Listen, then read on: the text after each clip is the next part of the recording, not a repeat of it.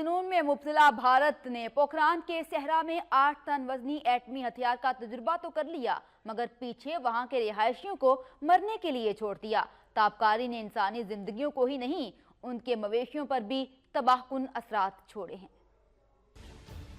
भारत का सहराई शहर पोखरान, जिसकी वजह शोहरत मई 1998 को होने वाले एटमी तजुर्बात हैं। भारतीय सरकार ने तबाही फैलाने वाले हथियार का तजुर्बा तो कर लिया, मगर फिर पलटकर वहां की रिहायशियों की खबर भी न ली। पोखरान के नवाही गांव केथोलाई के रिहायशी 18 साल बाद भी यहां फैलने वाली अनदेखी ताबकारी के तबाहकुन नताइज भुगत रहे हैं। 80 साल हरिकशन 1998 में फटने वाले एटमी हथियार की दास्तां सुनाते आप दीदा हो जाता है।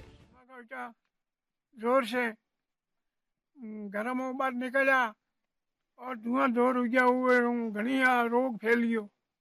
रोग है, खांसी है, धांसी है, फुंसी है।